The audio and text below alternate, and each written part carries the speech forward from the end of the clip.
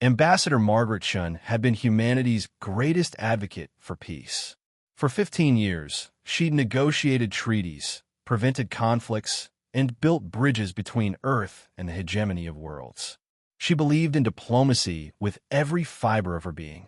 She taught an entire generation that words could solve what weapons could not.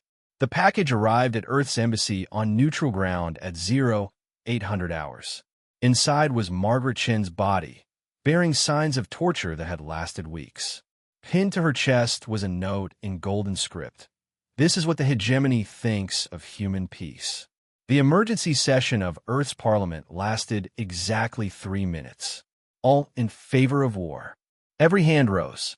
No discussion. No debate. The woman who'd prevented 100 wars had become the reason for the last one humanity would ever need to fight. Admiral Jessica Park stood before the assembled fleet commanders. Behind her, the image of Ambassador Chen's smiling face from her last peace summit hung on the display. The hegemony has 47 member species, Park began. 200,000 warships. 8 million colonies. They think this makes them untouchable. She paused. They're wrong. Admiral, General Morrison spoke up. They outnumber us 50 to 1. In ships? Yes. In soldiers? Absolutely. Park's expression didn't change. But wars aren't won by numbers. They're won by will. And they just gave 8 billion humans a reason to show them what unified will looks like. The first phase began within hours. Not with fleets or invasions, but with silence. Every human in hegemony space, traders, merchants, engineers, medics, simply left. No explanation. No warning. They just vanished. Within days, the hegemony realized the problem. Humans have been everywhere, integrated into every system. Their departure left gaps. Small at first, then cascading. Medical equipment failed without human-designed software updates. Trade routes collapsed without human navigation algorithms. Space stations lost life support without human maintenance crews who'd been keeping obsolete systems running through ingenuity and duct tape. Supreme Chancellor Vauxhall addressed the Hegemony Council. It's inconvenient, but we'll adapt. The humans are throwing a tantrum over one dead diplomat. Then the lights went out. Not metaphorically, literally. Every star in Hegemony core systems began to dim. Impossible, the scientists said, until they detected the swarms. Quintillions of human-designed nanobots, released years ago as solar efficiency enhancers, now forming shells around stars, harvesting their energy. Ow! Vauxhall demanded. His intelligence chief was pale. Ambassador Chun. Every peace treaty she negotiated included technology exchanges, agricultural aids, medical systems, efficiency improvements. All of it had dormant protocols.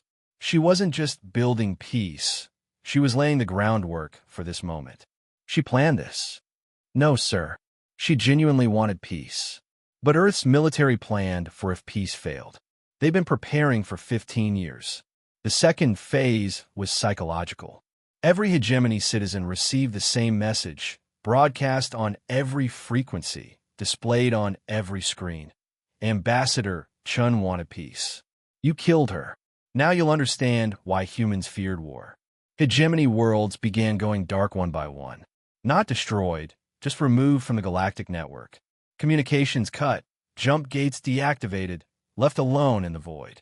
Isolated. Afraid. When a human fleet finally appeared, it wasn't the massive armada the hegemony expected. Just one ship appearing above their capital world. A small diplomatic vessel. The same class Ambassador Chun had traveled in. Admiral Park's transmission was simple. You had 15 years of Margaret Chen's mercy. She protected you from us, convinced us to choose peace over our nature. You tortured her to death over 3 weeks. So here's what happens now. She held up a device no bigger than a pen. This is a stellar converter. One button, and your sun goes nova. Every human ship carries one now. We can end any system, anywhere, instantly. She set it down. But we won't. Because Margaret Chen wouldn't want that. Then what? You're done. The hegemony is dissolved. Your fleets are grounded. Your worlds will remain isolated until each one individually agrees to human oversight. You'll be rebuilt, re-educated, and reintegrated into a galaxy where torture and war are relics. Margaret's dream of peace will happen. You just won't be around to see it as you are now. She leaned forward. You gave us our reason for war, but we're ending it for her reason for peace. The difference is, now you know what we're capable of when diplomacy fails. The hegemony surrendered unconditionally. Margaret Chun was buried on Earth with the highest honors. Her epitaph read, "She gave us peace. They gave us purpose.